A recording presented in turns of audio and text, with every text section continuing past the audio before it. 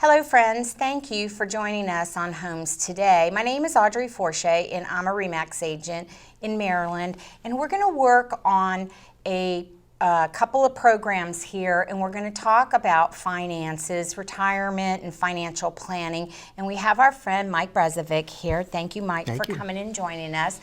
And he's going to talk to us in a series that we're going to have on different aspects of financial planning. So today what we're going to talk about is what to look for in a financial planner. What are you looking for? Maybe some questions you might want to ask a financial planner in your search for a financial planner. You may not have one and you may be looking for one, or you may be thinking about moving, or maybe even asking your own financial planner some of these questions. So, first of all, if I think of a financial planner, are they all the same? Are there different kinds of financial planners? Can you maybe explain the differences in those to us, please? Absolutely. There's a few different terms in financial planning. Okay. So we'll back up for a second, and there is a financial planner who's a fiduciary. Right. Okay, and they could be under a registered investment advisor. Right. And they could manage assets. Right. And then you could have a broker who puts himself out there as a Okay. financial planner. Okay. And a broker has a little bit different suitability versus having a fiduciary responsibility. Okay. And you could have dual roles as well. All right. So a fiduciary is a term that we use in our real estate industry also. Mm-hmm. So for those of you that may not know what that means, it just means that our obligation is to our client. The highest obligation is to our client. So in Maryland, we are fiduciary real estate agents, and depending on who we represent in the transaction, depends on where our allegiance is. So if we are the seller's agent or the buyer's agent, then we serve that client. So is that kind of how your clients that come to you with their investments, then you're a fiduciary to those agents or those people? Sorry, I'm gonna mix it up. That's fine. That's the same term. So fiduciary is the client's best interest kept. That's a fiduciary. Yep. You know, so the client's best interest has to be first. Now, if you're a broker, okay, and not under a fiduciary role, okay, then a broker, it's suitability. So they can make a investment recommendation based on the suitability of the client at that time. Okay. So you should really, if somebody's looking for an investment advisor, they should first know what kind of investment advisor are they dealing with. One under a brokerage rule, which is just suitability, or one under a fiduciary rule, which is generally a registered investment advisor and has the fiduciary rule that they have to abide by. Okay, so we'll back up to my real estate world again, sorry. That's okay. So in my world, the broker is, like, I work for the broker, and he's my owner of my company, and all of us agents work under him, and everything is in his name. He's our broker. Now, I can be an associate broker working and just have a broker's license and sell and list homes, right? So in your world, if they have a broker's license, they're not the actual owner of, like, the office or the company. They're just a licensed financial person that calls themselves a broker versus a fiduciary. Yes. Okay. And the best way to look at that is, how do they get paid? Okay. So that's the first question. If you're meeting somebody for the first time, you want to ask them, are you fiduciary or not? Okay.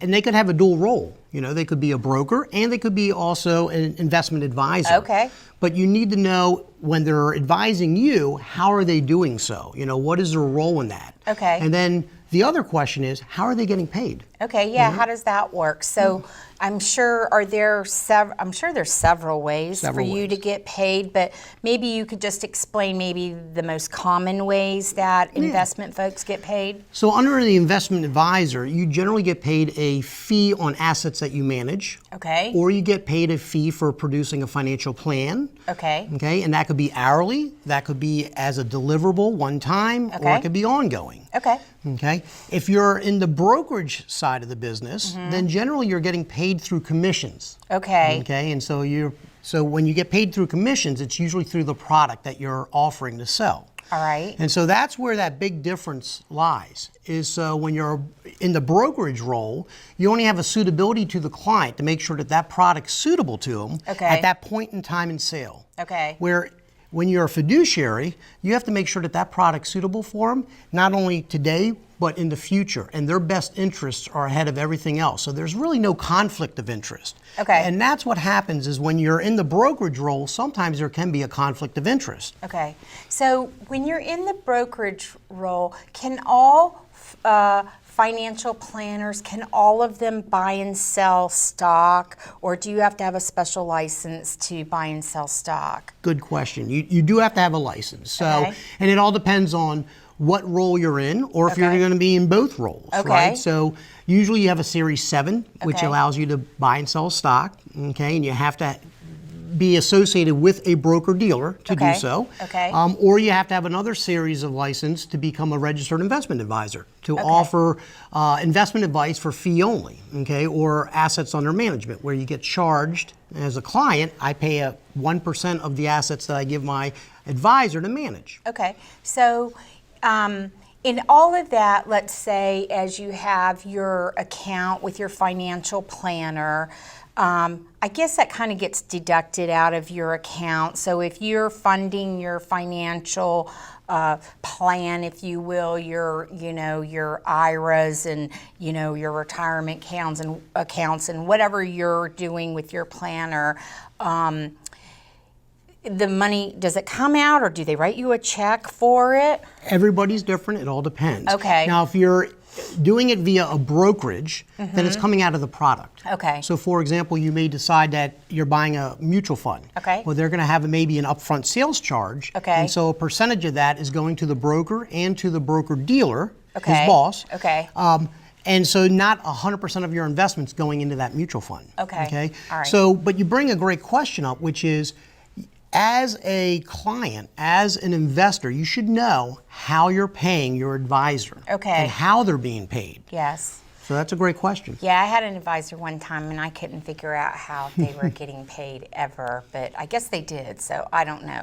Okay, so if you're able to sell stocks and mutual funds and those sorts of things that we think about as the stock market as a broker for your clients, you do that. And I know that you probably say, I'm going to, change this. Do you have to, as a fiduciary, tell your client every time you're going to buy and sell something, or is that under the brokerage rule and you can just kind of do what you think might be right? How does that work? If I'm the client, do I have to know every single time you do something, or I'm probably the client that doesn't care, but you know what I mean? I just do it and make me money, but how do the rules work for that? So if it's a brokerage account, then the client has to be involved with every decision. They have to actually make the yes or no, I do not want to buy that, or I do want to buy that. Okay, all right. Under the fiduciary, so if you're under a managed account, Okay. and you're paying a fee for the service, Right. a percentage of the assets, then that can be separated into two categories, discretionary and non-discretionary. Okay. So there are fee-based accounts where the advisor still wants the client as a part of that role. Okay. So they're not just going to buy and sell, Okay. without the client knowing. Right. All right, and that's a non-discretionary account. So they still need to get the client's permission. Okay. Okay, in a discretionary account, that's where you're basically giving the advisor the money, you're stating what the goal is for that money, what your risk tolerance is, and saying, go ahead, and I trust what you're going to do with it. Okay. And they're going to buy and sell, and they're not going to call you when they do that. Okay, and so part of financial planning for people is not just buying and selling stocks, and it's not just your mutual funds or your 401k or your IRAs and that sort of stuff. Part of that is being involved in like life insurance or disability insurance. Absolutely. And all those sorts of things. So you're going to want to talk to people about maybe you need this kind of life insurance for the size of your family or not. You don't need that, but you might need long-term care or that kind of thing. Is that something that you do too? Absolutely, and that's really what encompasses a financial plan, right? Okay. Is the holistic approach because investments are only a small portion of that, Right. You have your cash flow analysis, Right. you have your goals that you're saving up for, so whether that's retirement or a second home or college education, Right.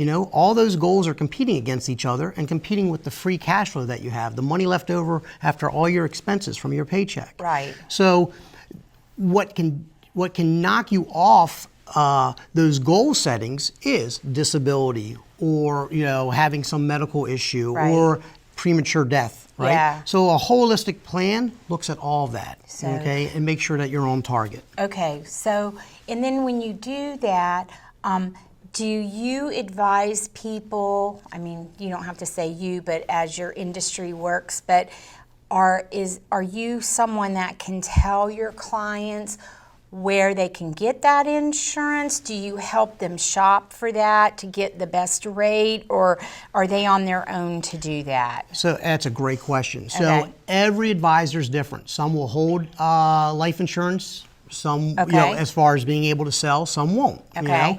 If you have a fiduciary role, then generally if they see a need for life insurance or disability insurance and they don't provide it or can't get you quotes, then they're going to put you, they're going to send you off to somebody who possibly could, Okay. or they may send you back to just your insurance company, Okay. or even your group policies with your employer. And if people are doing things like, planning for their children, of course, you said college and that sort of thing, can you be involved, in like trusts and all that sort of stuff? That's a whole other program to talk about trusts, but can you be involved with the attorney in organizing how the trust is set up and all that stuff? That's a great question. So Okay. one of the interviewing questions, if you are looking for a financial planner, is, how much involvement will they have with your other professionals? And that's very important. Okay. So not only with the attorney, if you are Right. having trust drafted, but also with your CPA and Yes. tax professional as Yes. well. There's a wealth of knowledge at FINRA, which answers a lot of these questions and even has more questions. So Okay. for your viewers, they may want to go to www.finra.org. Okay. And there's a plethora of information there that will Okay. get them started. Okay, perfect. So everyone needs to take their financial plan seriously. You really need to try to reach out to a professional. Usually it's referrals, maybe personal referrals. That's how my business works. But really contact somebody. Ask your family and friends who you know, they may know or trust, and talk to them, because you really have to protect yourself with your finances as you age, and your children and all that sort of stuff. So we thank you for joining us today, and thank you, Mike, for great information. Thank you for having me. We'll continue our financial series